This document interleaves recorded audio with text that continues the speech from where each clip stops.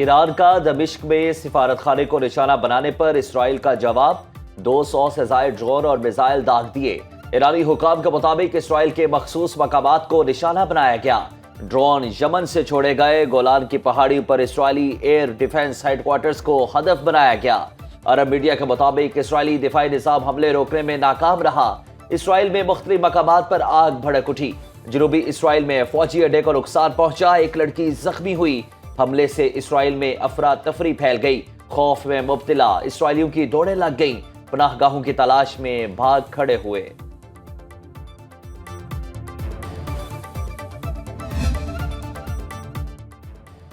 اسرائیل کے حمایتی خبردار رہیں، جو بھی ڈرون روکے گا یا اسرائیل کے لیے فضائی حدود کھولے گا اسے بھی نشانہ بنایا جائے گا۔ ایران کی وارننگ، حملے کو ٹرو پرومس کا نام دے دیا۔ ایرانی پاسداران انقلاب کا اسرائیلی اہداف کو کامیابی سے نشانہ بنانے کا دعویٰ۔ ایران کے حملے کے بعد اسرائیلی لڑاکا طیاروں کا غزہ سے انخلاء۔ حملے کی خوشی میں ایرانی عوام سڑکوں پر نکل آئے۔ تہران کی سڑکوں پر پرچم اٹھائے نوجوانوں کے فلسطینیوں کے حق میں نعرے بازی۔ ہزاروں فلسطینی بھی مسجد الاقصی پہنچ گئے۔ ایرانی حملوں کے بعد اسرائیل نے فوجی اڈے خالی کر دیے، تعلیمی سرگرمیاں معطل۔ اسرائیل کی آج تہران کو جواب دینے کی دھمکی۔ سرحدی شہر حیفا میں ایمرجنسی نافذ، پناہ گاہیں کھول دی گئیں۔ ایرانی حملے سے محفوظ رہنے کے لیے آئرن ڈوم سسٹم متحرک۔ ترجمان اسرائیلی وزیراعظم نے کہا کہ ایرانی حملے کا منہ توڑ جواب دیا جائے گا۔ امریکی صدر جو بائیڈن کی نیشنل سیکیورٹی ٹیم سے ملاقات، کہا اسرائیل سلامتی کو ایران سے لاحق خطرات کے خلاف ہمارا عزم فولادی ہے۔ ڈونلڈ ٹرمپ کی بھی اسرائیل کی حمایت، بولے میں صدر ہوتا تو اسرائیل پر کبھی حملہ نہ ہوتا۔ ایرانی حملوں کے بعد امریکہ اور اردن اسرائیل کی مدد میں پیش متعدد ایرانی ڈرونز مار گرانے کا دعویٰ۔ امریکی صدر جو بائیڈن ہفتہ وار چھٹی منسوخ کر کے وائٹ ہاؤس پہنچ گئے۔ عراق اور اردن کا اپنی فضائی حدود عارضی طور پر بند کرنے کا اعلان۔ شام کے دارالحکومت دمشق سمیت اہم اڈوں پر ایئر ڈیفنس سسٹم کو الرٹ کر دیا گیا۔ جرمن چانسلر نے بیان میں کہا پورے خطے کا افراتفری میں ڈوبنے کا خطرہ ہے، مشکل وقت میں اسرائیل کے ساتھ کھڑے ہیں۔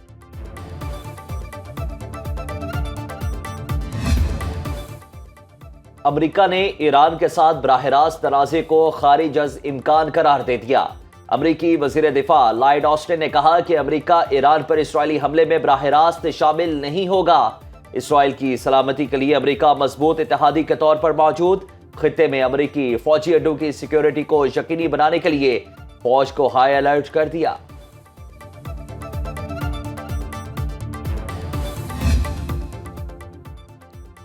فیصلے کا وقت آ گیا، کس نے کس کا ساتھ دینا ہے۔ روسی صدر پیوٹن کا اسرائیل کے حامیوں کے لیے سخت پیغام، کہا تیسری عالمی جنگ ہوئی تو دو فریق ہوں گے، ایک روس، چین، ایران، یمن اور شمالی کوریا، دوسرا فریق نیٹو، امریکہ، اسرائیل اور برطانیہ ہوں گے۔ سعودی عرب کا مشرق وسطی میں خراب ہوتی صورتحال پر تشویش کا اظہار۔ خلیج تعاون کونسل کے جنرل سیکرٹری جاسم محمد کا عالمی امن کو برقرار رکھنے کی اہمیت پر زور۔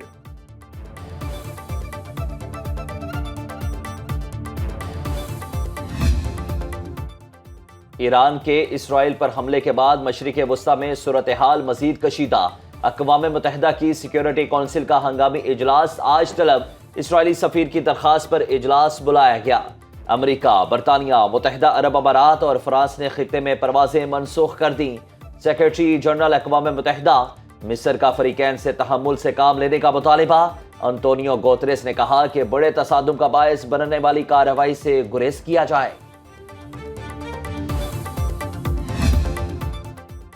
اسرائیل کا ایران کی پاسداران انقلاب کو دہشت گرد تنظیم قرار دینے کا مطالبہ۔ سیکیورٹی کونسل میں جمع درخواست میں موقف اختیار کیا۔ ایران کا اسرائیل پر حملہ عالمی قوانین کی خلاف ورزی ہے۔ ایران نے موقف میں کہا اپنے دفاع کے لیے جوابی حملہ کیا گیا۔ ایرانی اقدام اقوام متحدہ کے آرٹیکل 51 کے مطابق ہے۔ اسرائیل کی طرف سے بار بار فوجی جارحیت کا جواب دیا گیا۔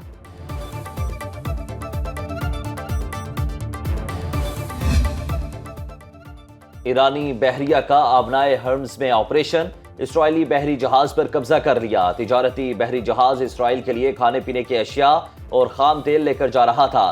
ترجمان امریکی قومی سلامتی کونسل ایڈرین واٹسن نے ایکس پر پیغام میں لکھا، ایرانی پاسداران انقلاب کا اقدام قزاقوں جیسا ہے۔ ایران اسرائیلی جہاز کو فوری چھوڑ دے، سویلین جہاز پر قبضہ عالمی قانون کی سنگین خلاف ورزی قرار۔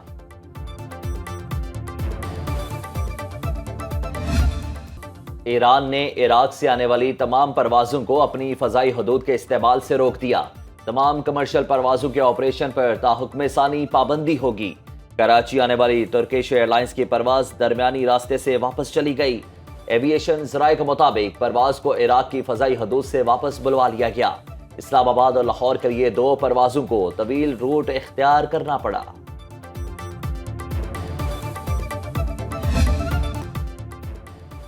آئی ایم ایف سے نئے بیل آؤٹ پیکج کا مشن۔ وزیر خزانہ محمد اورنگزیب کی قیادت میں وفد امریکہ روانہ۔ پاکستانی معاشی ٹیم واشنگٹن میں آئی ایم ایف اور ورلڈ بینک کی عالمی کانفرنس میں شرکت کرے گی۔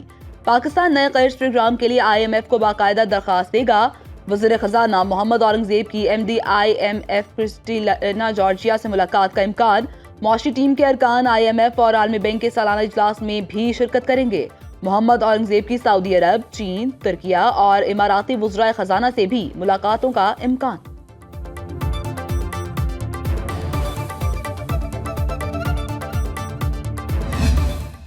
نوشکی میں قتل، 9 افراد کے آبائی علاقوں میں فضا سوگوار۔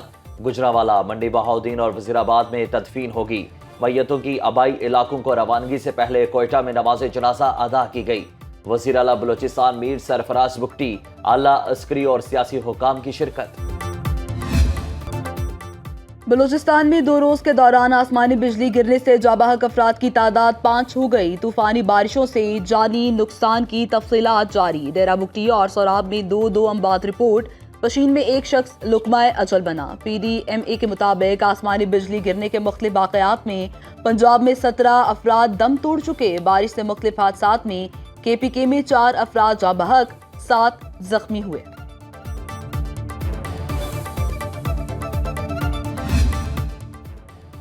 ملک میں بارشوں اور یالہ باری کا سلسلہ جاری۔ بیشتر علاقوں میں آج بھی کالی گھٹاؤں کا راج۔ لاہور، فیصل آباد اور ملتان سمیت پنجاب کے کئی علاقوں میں رم جھم جاری۔ چنیوٹ، پھالیا، ننکانہ، پسرور، شورکوٹ اور گردنواہ میں بارش۔ گندم کی فصل کو نقصان کا خدشہ۔ اسلام آباد، مری، پشاور اور کشمیر میں مطلع ابر آلود۔ بلوچستان کے بیشتر اضلاع میں بھی بارش اور یالہ باری۔ کوئٹہ سمیت متاثرہ اضلاع کے ندی نالوں میں طغیانی۔ نشیبی علاقے زیر آب۔ کراچی کے کئی علاقوں میں بوندا باندی۔ چیف میٹرولوجسٹ سردار سرفراز کا کہنا ہے شہر قائد مغربی سسٹم کے زیر اثر آج ہلکی بارش ہو سکتی ہے۔ جام شورو میں آندھی سے ہائی ٹرانسمیشن لائن کے 10 پول گر گئے۔ کوٹری، جام شورو، نوری آباد، سیون سمیت حیدرآباد کے متعدد علاقوں میں بجلی کی سپلائی معطل۔ شہریوں کو مشکلات کا سامنا، حکام سے نوٹس لینے کا مطالبہ کر دیا۔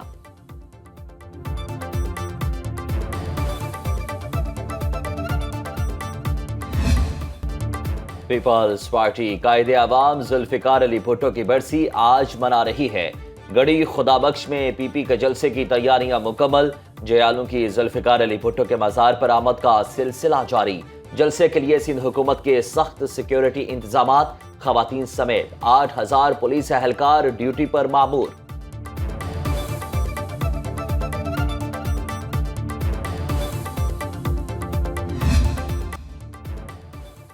آئیں مل کر پرامن دنیا کی تشکیل میں اپنا کردار ادا کریں۔ بیساکھ موسم بہار کی علامت اور بیساکھی پیار، محبت اور خوشیاں بانٹنے کا تہوار۔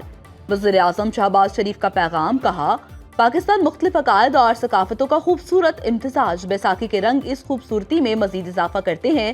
شہباز شریف کی سکھ یاتریوں کو تمام تر سہولیات فراہم کرنے کی ہدایت۔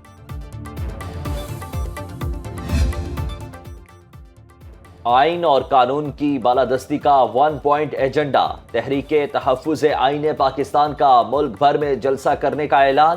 قومی اسمبلی میں اپوزیشن لیڈر عمر ایوب نے نیوز کانفرنس میں کہا موسم کی خرابی کے باوجود چمن اور پشین میں کامیاب جلسے ہوئے۔ بلوچستان حکومت نے ہمارے ورکرز کو زدوکوب کرنے کی کوشش کی۔ شریف خان نے سب کچھ ٹھکرا کر پی ٹی آئی میں شمولیت اختیار کی۔ فارم 47 کی بیساکھیوں پر وزیر اعظم اور وزیر اعلیٰ بنائے گئے۔ آئین اور قانون کی بالادستی ہوگی تو بانی پی ٹی آئی کے کیسز ختم ہو جائیں گے۔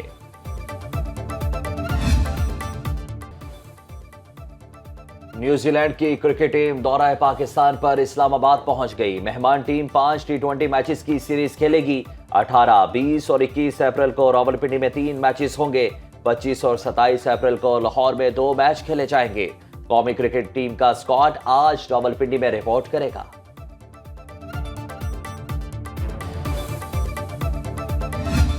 اور قدرتی حسن سے مالا مال سرسبز میدان کاکلشٹ میڈوز سیاحوں کا فیورٹ۔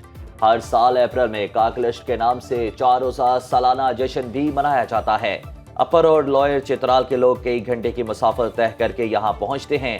مختلف کھیلوں کے مقابلے شیڈیول میں شامل، ثقافتی پروگرامز کی تیاریاں بھی جاری۔